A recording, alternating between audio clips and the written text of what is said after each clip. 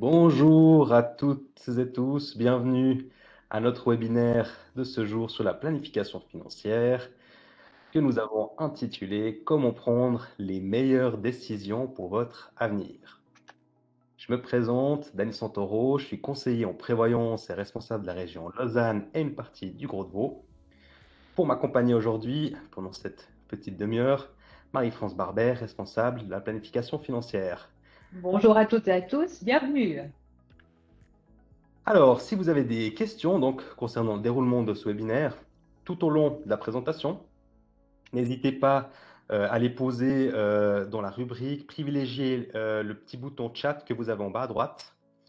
Donc, sans autre, appuyez dessus, vous pouvez noter les questions, vous pouvez aussi noter sous la rubrique Q et R.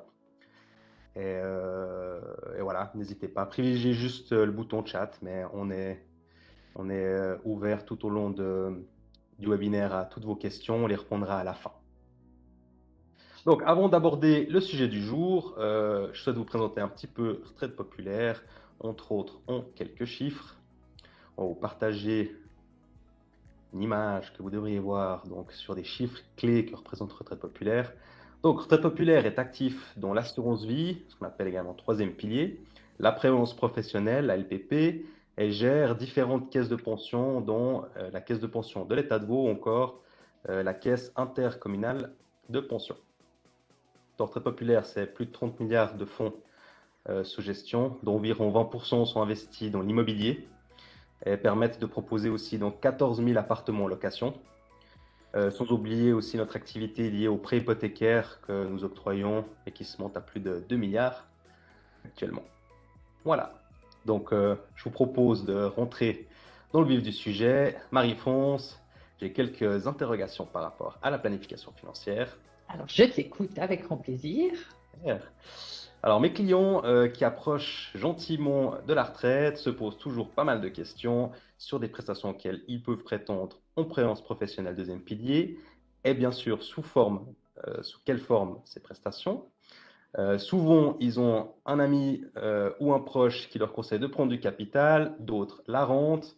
Finalement, quelle est la meilleure solution? Que peux-tu proposer à mes clients pour qu'ils puissent choisir en toute connaissance de cause? Alors ça, c'est la question qui revient effectivement souvent. Je prends la rente, le capital.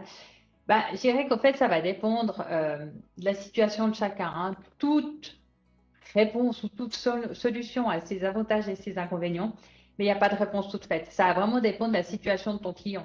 Ça va dépendre déjà de sa situation personnelle. Est-ce qu'il est marié, célibataire, en concubinage, avec ou sans enfant? Donc ça, on n'aura pas la même réponse par rapport à son statut. Ça va dépendre aussi de ses objectifs, ses projets à la retraite et puis sa situation patrimoniale dans son ensemble. Donc, prioritairement, ce qui est important, c'est de déterminer ses besoins. Ses besoins à lui, et bien sûr, s'il est marié ou en concubinage, de son conjoint et de son concubin. La planification financière, on va la faire pour les deux. Elle ne va pas se faire individuellement. On va parler d'une planification pour le couple. Donc, on va comprendre leurs objectifs, on va leur demander certains documents, je les énumérerai encore tout à l'heure. Et puis, en fait, c'est des choses qui sont indispensables pour pouvoir établir différents scénarios. Et ces scénarios, ça permettra vraiment de voir la différence entre ces différentes solutions, justement la rente, le capital, une combinaison des deux, etc. Pour chaque scénario, on va détailler les revenus, alors en pré-retraite, en retraite complète, sur plusieurs années, puis on met toujours en relation, en gros, le budget, les dépenses, de voir qu'est-ce qu'on va recevoir, qu'est-ce qu'on va dépenser, pour qu'on puisse ensuite déterminer la meilleure solution. Et puis surtout, un point qu'on met en relation de tout ça dans ces différents scénarios, c'est la charge fiscale. Parce que là, on verra clairement, en fonction des différentes planifications, l'impact de la charge fiscale sur les revenus au moment de la retraite. Et puis, une autre chose qu'on va préciser dans ces différents scénarios, si la personne elle est mariée ou liée par un partenariat ou en concubinage, c'est quelles seraient les prestations qui seraient versées finalement en cas de décès de l'un ou de l'autre, en fonction aussi du règlement de la caisse de pension, en fonction de différentes prestations que la personne peut avoir. Bref, avec ces scénarios, on verra tout de suite lequel est viable, lequel ne l'est pas, ou sont-ils peut-être tous, pardon, viables, et en gros, lequel va mieux répondre aux besoins de ton client. Et puis surtout, on ne va pas le laisser comme ça avec ses tableaux, hein, avec ses scénarios. On va lui apporter des recommandations pour qu'il puisse vraiment choisir la meilleure des solutions et puis atteindre surtout l'objectif qui était fixé. Super, merci beaucoup pour ces premières explications. Tu as parlé de pré-retraite, un sujet qui est un peu à la mode. En tout cas, beaucoup de gens viennent vers nous avec ces questions de pré-retraite. Est-ce que tu peux également tenir compte de cette possibilité? Quelle est l'approche? Alors oui, on va tenir compte de ça aussi. Première chose, effectivement, comme tu dis, hein, partir à la retraite anticipée, c'est quelque chose qui est, on dit, mais à la mode. On a tous envie, je pense, de partir en retraite anticipée, ou en tout cas la plupart d'entre nous. En fait, ce qui est primordial d'abord, c'est d'analyser les conditions de la caisse de pension. Quel est le règlement? Qu'est-ce qui prévoit dans ce règlement? Ce qu'il faut savoir aussi, c'est que certaines caisses de pension, elles prévoient une ronde-pont. Vraiment, ça permet de faire le joint en attendant de toucher la rente AVS. Donc, l'impact, il ne va pas être le même pour celui ou celle qui a le droit à une ronde-pont de la part de la caisse de pension de son employeur ou celui ou celle qui va devoir financer finalement ce pont jusqu'à l'âge AVS. Parce qu'il faut savoir, c'est que au niveau de l'AVS, on peut l'anticiper, maximum 2 ans. Donc, une femme peut anticiper sa rente AVS à 63, un homme peut l'anticiper à 62, pardon. Un homme peut l'anticiper à 63, mais l'impact, il est très lourd. Anticiper sa rente AVS, ça peut être très important en termes de réduction des revenus à vie. Donc, là aussi, les conséquences ne sont pas les mêmes. Si j'ai une ronde-pont ou si j'ai de l'argent de côté, si j'ai de l'épargne, je vais pouvoir financer cette retraite anticipée de manière plus sereine que si je dois tout d'un coup devoir anticiper la rente AVS. Autre chose aussi, l'impact sur le deuxième pilier, il peut être important. Ce qu'il faut savoir, c'est que si je pars plus tôt, eh ben, je cotise moins longtemps, j'ai moins d'intérêts, j'ai des intérêts moins longtemps. Si, suivant le type de plan de prévoyance, j'ai un taux de conversion qui est réduit, donc l'impact sur mes rentes à vie peut être aussi assez important. Alors, de nouveau, la planification financière, on va tenir compte dans les scénarios de l'impact d'une retraite anticipée. Est-ce que finalement, en fonction du patrimoine, ça tient la route? Est-ce que si la rente pont versée par mon employeur suffit? OK, c'est parfait. Et sinon, finalement, quelles mesures on doit prendre pour pouvoir, je dirais, partir en retraite anticipée le plus sereinement possible? Ok. Maintenant, une question qui revient souvent est de savoir s'il est intéressant de procéder à des rachats, les fameux rachats d'années de cotisation dans la prévoyance professionnelle. Donc, je crois que c'est une question à laquelle la planification financière peut répondre. Peux-tu nous en dire un petit peu plus? Alors oui, c'est aussi un point important qu'on peut traiter dans la planification financière. Donc pour rappel, je pense que vous savez tous et tous ce que c'est un rachat, mais je rappelle juste le principe. Donc le rachat d'années de cotisation, en gros, c'est de compenser les années pendant lesquelles on n'aurait pas cotisé suite ou je sais pas, cessation d'activité ou tout simplement suite à des augmentations de salaire importantes, changement d'employeur, changement de caisse de pension, changement de règlement de la caisse de pension, ce qui fait qu'on peut se retrouver avec des lacunes. Et puis ces lacunes, l'objectif, c'est de pouvoir effectivement les racheter. C'est la caisse de pension qui va déterminer s'il y a une lacune et à combien elle s'élève.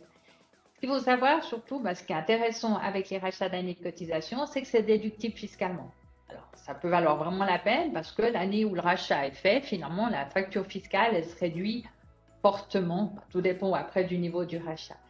Mais qui dit avantage fiscal, dit aussi certaines restrictions. Je vais donner 2 exemples. Une des restrictions importantes, et ça, on doit vraiment tenir compte dans la planification, c'est que si au moment de la retraite, on a des velléités de vouloir prendre tout ou partie du capital, il faut que le dernier achat, il ait été effectué au plus tard 3 ans avant la retraite. Au plus tard 3 ans jour pour jour, c'est pas 3 années fiscales, c'est vraiment 3 ans jour pour jour. Et ça, c'est un point très important parce que si on rate le délai, si on a fait un rachat trop tard et qu'on veut prendre du capital au moment de la retraite, on peut se retrouver avec un retour d'impôt. Le fisc, votre office d'impôt peut revenir sur votre déclaration fiscale et ça peut faire. Donc, il faut faire très attention à ça. L'autre chose aussi, si on a perçu si ton client a perçu à un moment donné un versement pour soit acquérir un logement ou amortir sa dette, faire des travaux, etc. Donc, un versement anticipé dans le cadre de l'encouragement à la propriété du logement. Dans ce cas-là, avant de faire un rachat, on doit avoir remboursé préalablement ce montant. Je le rembourse, je récupère les impôts que j'ai payés au moment où j'avais sorti les fonds. Et ensuite, si la caisse de pension calcule toujours des possibilités de rachat, là, je peux y aller, je peux les faire. Mais attention toujours à ce délai de 3 ans.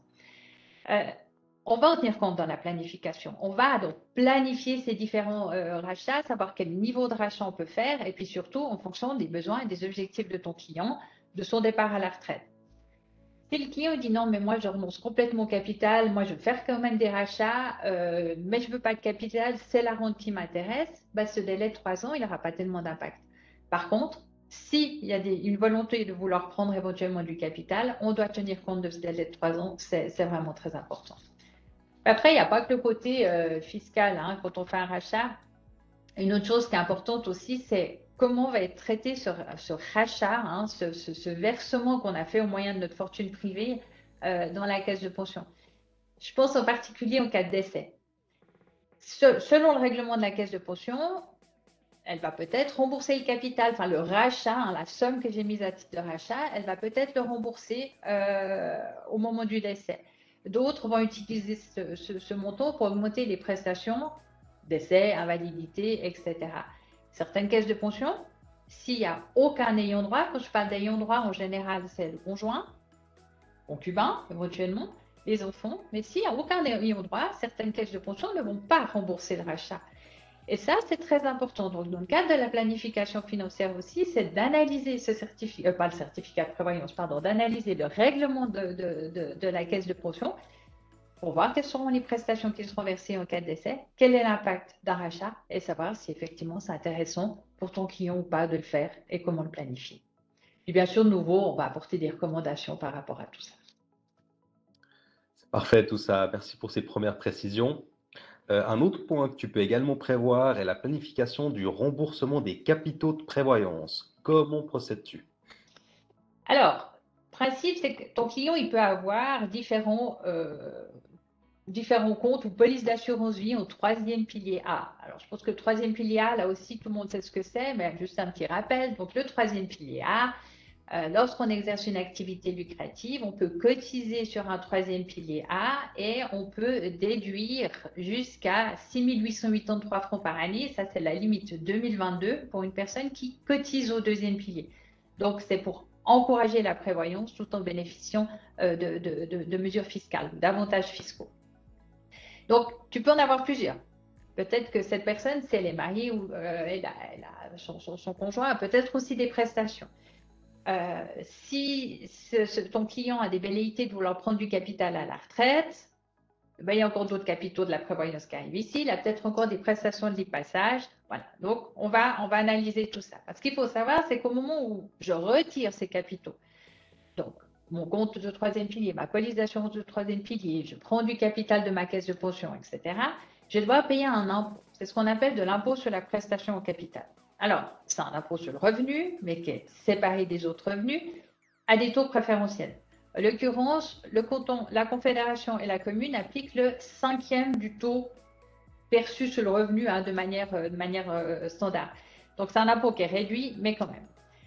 Puis, ben, comme c'est un impôt sur le revenu, ben, plus j'ai de capitaux, plus l'impôt qui sera perçu sera élevé. Donc, le taux d'imposition va monter. Donc, c'est là que c'est super important de bien planifier ce remboursement des capitaux de la prévoyance au sein du couple, hein, si le couple est marié de nouveau, pour essayer d'échelonner le maximum possible pour justement éviter d'avoir une trop forte fiscalité au moment où on retire ces capitaux. Et ça, ben, donc, on peut le faire dans le cadre de la planification financière, autant pour le troisième pilier que les prestations de deuxième pilier, toujours en fonction des scénarios qu'on aura mis en place. Parfait. Alors, merci encore pour ces précisions. Plaisir. Pour les personnes maintenant qui sont propriétaires de leur bien immobilier ou qui veulent éventuellement le devenir, même à n'importe quel moment, étape de vie, hein, que ce soit plus jeune ou plus âgé, est-ce que la planification financière peut également les aider à prendre les meilleures décisions? Alors oui, je pense que Dany, tu n'es pas sans savoir qu'il y a des directives qui ont été mises en place par l'Association suisse des banquiers qui définissent en fait des exigences minimales en matière de financement hypothécaire. Donc, c'est des directives qui sont reconnues par la FINMA, hein, c'est des standards minimaux qui sont reconnus par la FINMA. Quelques exemples. Alors, le premier, au moment de la retraite, la dette hypothécaire elle doit être ramenée au moins aux 2/3 de la valeur du bien.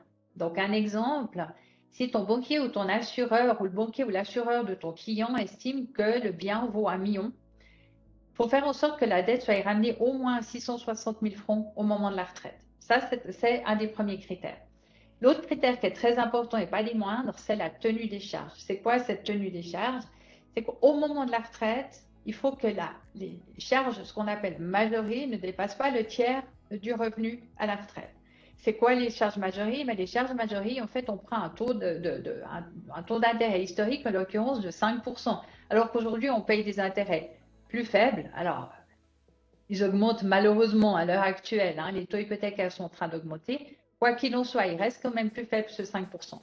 Mais le principe, c'est que je dois pouvoir tenir les charges calculées sur la base d'un taux d'intérêt de 5%. Donc, le client va devoir tenir les charges calculées comme ça. Aujourd'hui, ce qu'il faut savoir, c'est que les banques, les assureurs, elles poussent des fois un petit peu poussent le curseur un petit peu plus loin. La règle dit que c'est le tiers, mais souvent, ils montent jusqu'à 35, voire 40%, que les charges ne doivent pas excéder le 35, voire le 40% du revenu à la retraite. Ça, c'est deux critères importants qui sont définis par la FINMA.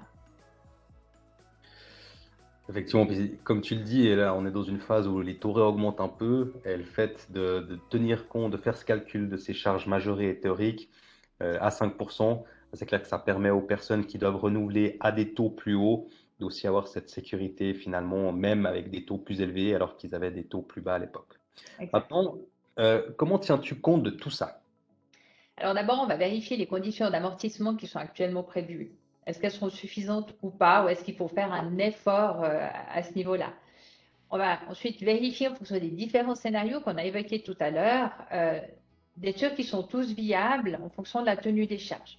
Ça, c'est très important. Si ce n'est pas le cas, c'est là qu'on va apporter des recommandations, soit pour essayer de réduire un peu la dette, ou alors pour augmenter les revenus, pour être sûr qu'au moment de la retraite, tout roule, qu'on puisse garder le bien et qu'il n'y ait pas de mauvaises surprises. Après, il y a quand même une chose qu'il ne faut pas négliger. Alors, faire les calculs, c'est bien, mais quels sont les objectifs de ton client au moment de la retraite? Donc, c'est s'inquiéter de cette chose-là aussi, de dire, mais finalement, est-ce que vous voulez conserver cette maison? Est-ce que vous avez un objectif de le vendre? Est-ce que vous avez peut-être l'objectif de le donner à vos enfants, etc.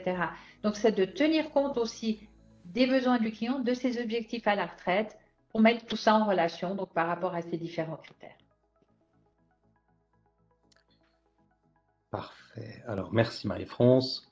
Maintenant, y a-t-il d'autres choses qui sont importantes de prévoir dans le cadre d'une planification financière pour la retraite?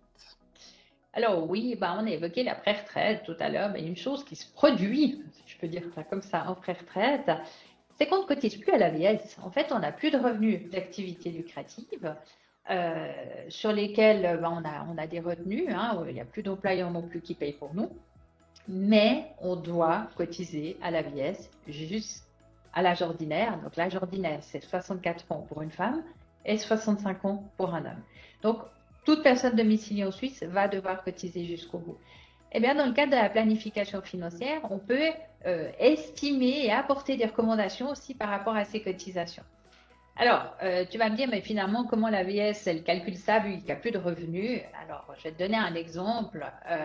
En fait, l'AVS, elle va prendre le revenu qu'on touche sous forme de rente, par exemple la rente de pré-retraité, qu'elle multiplie par 20. En fait, elle transforme ce revenu en fortune. Et là, on va rajouter encore ce qu'on appelle la fortune fiscale, donc celle finalement sur laquelle on est amené à payer des impôts. Donc, un exemple. Ton client, il a une rente de 5 000 francs par mois, donc ça fait 60 000 par année.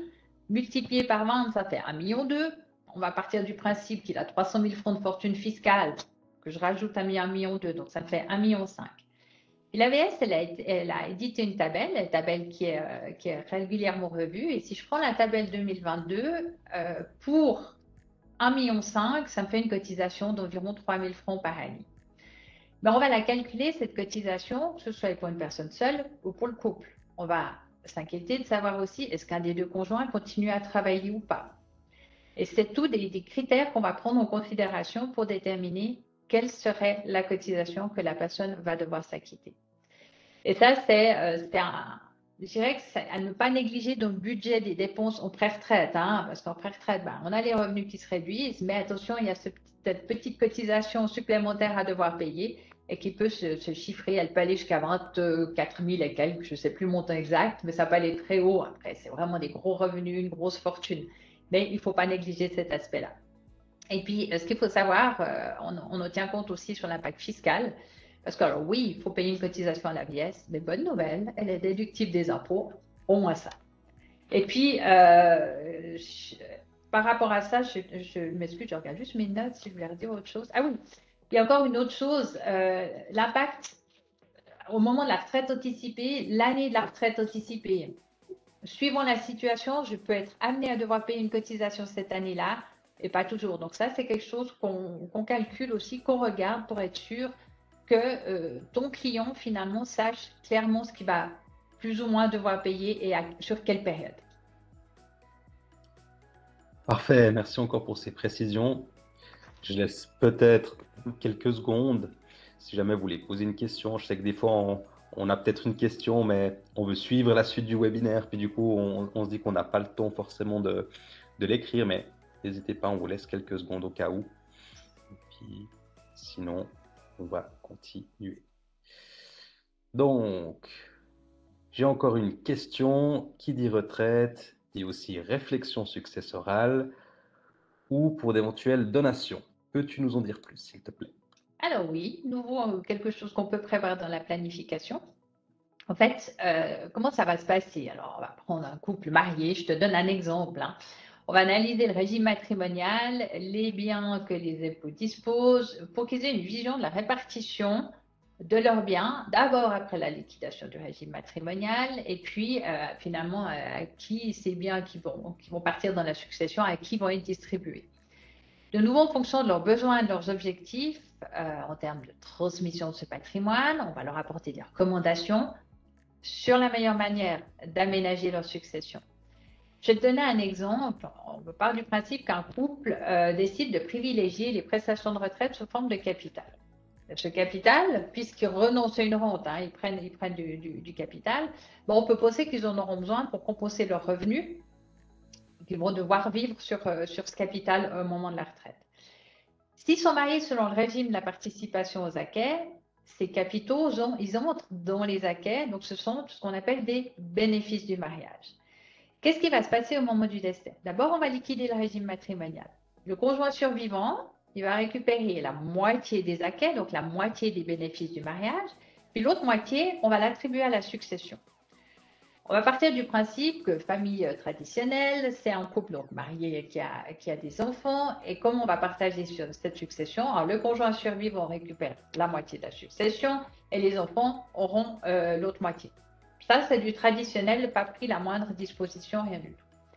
Comme j'ai dit, ces capitaux, la prévoyance qui sont rentrés dans les bénéfices du mariage, que les deux conjoints soient vivants ou qu'il ne reste plus qu'un des deux, on peut partir du principe qu'ils en auront besoin pour continuer à couvrir leurs revenus jusqu'au décès du deuxième. Donc, une chose qui est possible de faire, c'est ce qu'on appelle un contrat de mariage rétroactif à la date du mariage et de faire en sorte que tous les bénéfices du mariage, tous les acquets, soient attribués au conjoint survivant jusqu'à son décès. Puis à son décès, finalement, ça partira aux enfants. Ça permet de préserver les acquets, de préserver ces bénéfices du mariage pour que le conjoint survivant, il ait toujours de quoi couvrir ses revenus, pardon. Je crois que je commence à avoir faim, c'est pour ça, ses revenus jusqu'à son décès à lui. Et puis les enfants hériteront après. Et ça, c'est une petite combine, si on peut dire, une petite recommandation qu'on peut apporter, en l'occurrence, dans le cadre d'une planification successorale. Super, magnifique. Merci Marie-France pour toutes ces explications. Peut-être encore juste une précision concernant la planification financière de la retraite. À quel âge conseilles-tu de s'en préoccuper? Alors, plus tôt possible, c'est mieux. Mais comme on dit toujours, il n'est jamais trop tard pour bien faire. Alors, je dirais, quand il faut commencer vraiment à réfléchir sur une décision de retraite, et en particulier de pré-retraite, je dirais vers 50, 55 ans, c'est assez l'idéal, hein. On a encore le temps, le cas échéant, pour prendre des mesures nécessaires pour pouvoir atteindre l'objectif qu'on s'est fixé. Alors parfois, on doit prendre des décisions relativement tard, ça arrive. On va faire en sorte effectivement de pouvoir répondre vraiment aux besoins de ton client, même s'il n'a pas, il a pas ce délai aussi long pour mettre les mesures en place. On va faire en sorte qu'il puisse prendre sa retraite, enfin en tout cas des décisions pour prendre une retraite sereine, on va dire. Et finalement, est-ce qu'il y a d'autres situations, à part la retraite, où il serait judicieux d'établir une planification financière? Je crois que tu as Hop, voilà. Ouais, partagé alors je partage juste une ça. petite slide. Non, il y a plein. Alors, je dirais qu'il y a plein d'autres choses, hein. Bon, on en a vu pas mal. On a vu effectivement le meilleur moment pour partir à la retraite, choix capital, rente, etc., hein. Mais il y a d'autres choses qu'on peut analyser. Si je veux faire l'acquisition d'un prêt hypothécaire, est-ce que j'ai suffisamment de fonds propres? Est-ce que ça tient la route? Voilà, les autres, on les a pas mal vus, hein.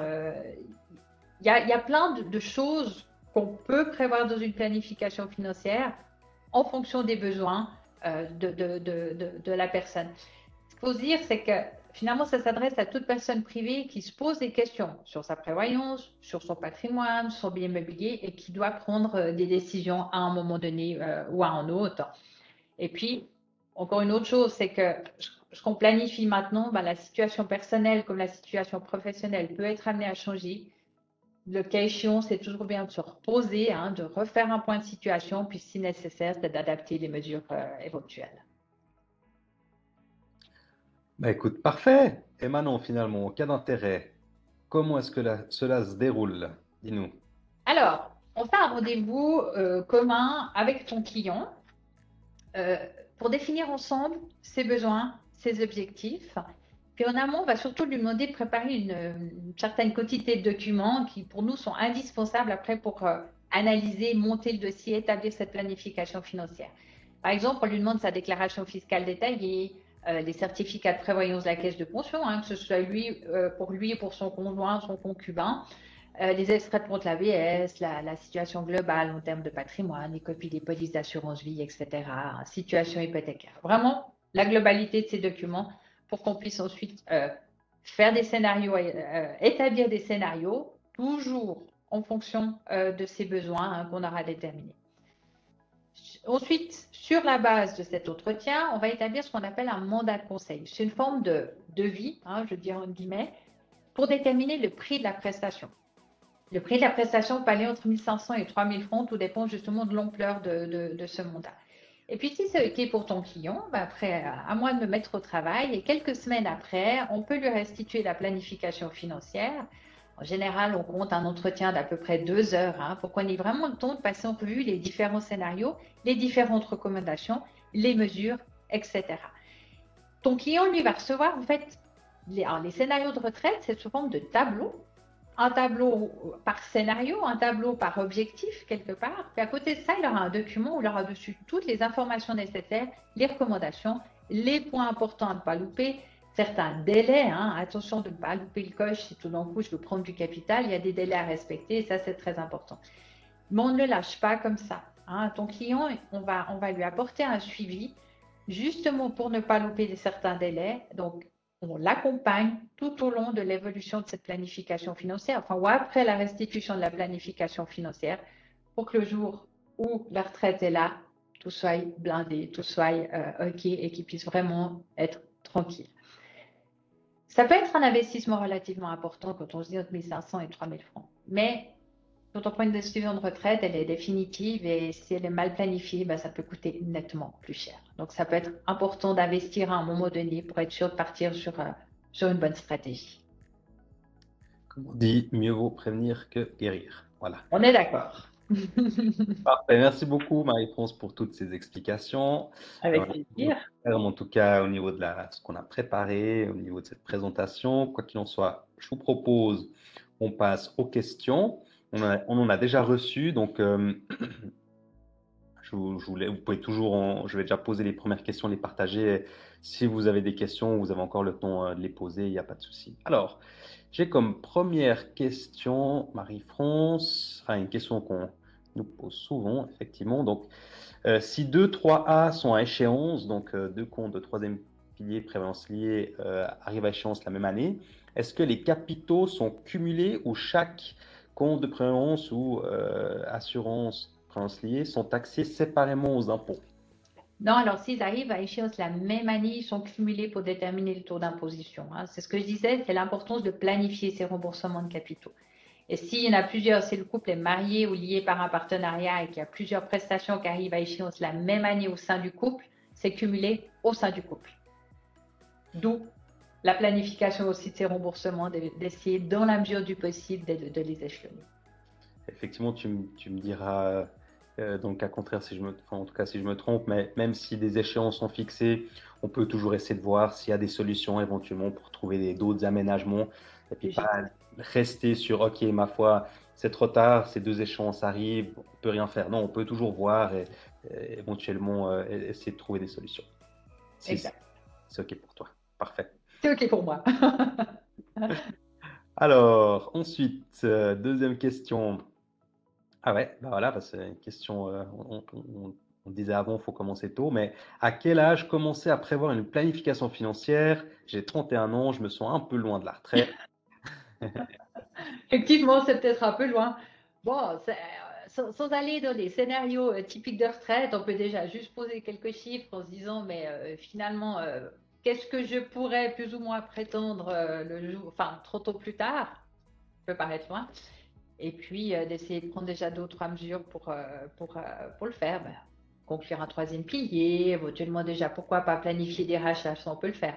Mais c'est un peu tôt, je dirais 30 ans pour vraiment planifier les prestations de retraite, mais ça n'empêche pas déjà de prendre quelques mesures, on va dire, pour essayer de, de mettre toutes les chances de son côté pour pouvoir atteindre un objectif éventuel de retraite anticipée. Mais comme je l'ai dit, hein, sinon, je dirais planification vraiment de la retraite, c'est plutôt 50-55 ans. Ah, c'est clair que dans notre manière de faire, on peut aussi, on propose aussi des premiers entretiens où c'est que nous-mêmes, les conseillers, on a cette expérience de définir, OK, là, dans cette situation, c'est une planification simple, on peut s'en charger, c'est un conseil global qui peut être sur la retraite ou les différents risques. Ou bien là, non, effectivement, malgré le jeune âge, la planification financière peut vraiment amener une plus-value supplémentaire parce que ouais, il y a de la succession, il y a une situation complexe, etc. Ouais, Mais ou de l'acquisition immobilière, ce genre de clairement, choses, effectivement. Ouais. donc il ne faut pas hésiter à de toute façon faire appel et puis nous, après, c'est clair qu'on peut orienter. Parfait. Alors, question suivante. Donc, dans la caisse de pension, serait possible de panacher, panacher rente et capital? Je pense que ça, c'est un terme, c'est un joli terme. Ouais, je pense qu'on va C'est joli. combiner, à mon avis. Ouais. Alors oui, alors la plupart des caisses de pension offrent le choix rente, capital total, bien sûr, une combinaison des deux. Donc on peut faire ce panachage, ça c'est possible.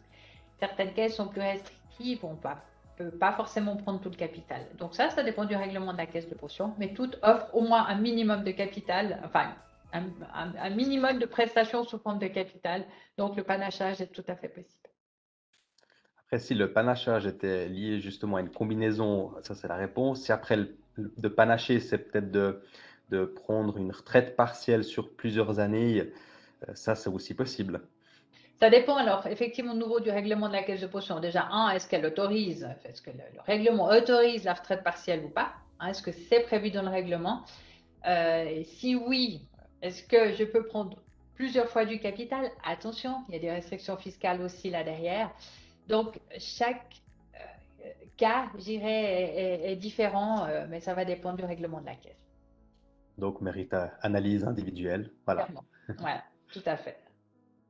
Alors, question suivante. On va prendre peut-être encore une ou deux questions, parce que je vois qu'il est déjà 11h36. Oh mon Donc, Dieu, ce que je malheureusement qu'il le propose, vit. c'est que après les autres questions, de toute façon, elles sont recensées, on les garde, on a les adresses mail des gens, et puis bon, on y répondra par mail sans problème. Essayez de regarder peut-être s'il y a deux ou trois questions euh, On passe vite. Ouais. relativement importantes, si tu arrives à voir tout Alors, ça. oui. Alors, je vais peut-être trier, bien que toutes les questions sont importantes au même niveau, on est On bien est d'accord. d'accord. Alors, je vous dirais une question un peu globale qui n'est pas forcément directement liée à planification financière, mais qui est assez simple, qu'on nous pose souvent, c'est: bonjour, pour un départ dans l'Union européenne, peut-on retirer la totalité du capital deuxième pilier? Ça dépend quand. Alors, c'est toujours un peu le problème. Alors, si on part avant la retraite, non. La part dite minimale va rester en Suisse jusqu'à l'âge minimum qui est de 59 ans pour une femme, 60 ans pour un homme. Donc, on ne peut pas partir avec tout. Maintenant, il y a toujours la question de se dire: ah, mais je prends ma retraite, donc je peux prendre tout mon capital, même si la caisse de pension ne le prévoit pas, parce que je pars à l'étranger. Ben non, quand on part à la retraite, il y a des conditions de retraite qui font foi. Donc, si la caisse de pension, elle dit à la retraite, tu peux prendre le 50% de ton capital, eh ben, c'est pas parce que je pars à l'étranger que je vais pouvoir prendre le 100% de mon capital. Je peux faire valoir mes prestations de retraité, donc je ne pourrais prendre que le 50% de mon capital et je toucherai une rente de 50 autres pourcents. Donc, ça va dépendre de nouveau de quand je pars et du règlement de la caisse de pension pour déterminer quel est le montant auquel j'ai droit. Parfait. Comme l'a dit avant Marie-France, on va regrouper les questions auxquelles on n'aurait pas répondu. On va revenir vers vous. On est désolé que, comme l'a dit Marie-France, on arrive au terme au niveau du timing. Mais on se fera un plaisir de vous répondre. On va vous partager un dernier slide. Donc, on arrive au terme de ce webinaire. On espère que vous avez eu beaucoup de plaisir à passer ce moment avec nous. Nous, en tout cas, c'est le cas comme d'habitude. On a eu beaucoup de plaisir, je confirme. C'était sympa. C'est OK pour toi, nickel, si tu partages. Si vous avez encore la moindre question, bien sûr, n'hésitez pas à nous contacter. Vous avez maintenant l'adresse email et le numéro de téléphone. Vous pouvez nous joindre et aussi des informations sur notre site internet. Donc voilà, n'hésitez pas. On vous remercie pour votre attention et on vous invite bien sûr à si vous le voulez bien, participer au prochain webinaire qu'on organise régulièrement. On le fait toujours avec plaisir. Merci Marie-France. Merci à toi, Dani. Merci à toutes et à tous de votre attention. On espère vraiment que vous avez eu du plaisir. Et puis, on se réjouit de vous retrouver à un prochain webinaire. Bonne journée et bon appétit à tout le monde. Merci. Au revoir.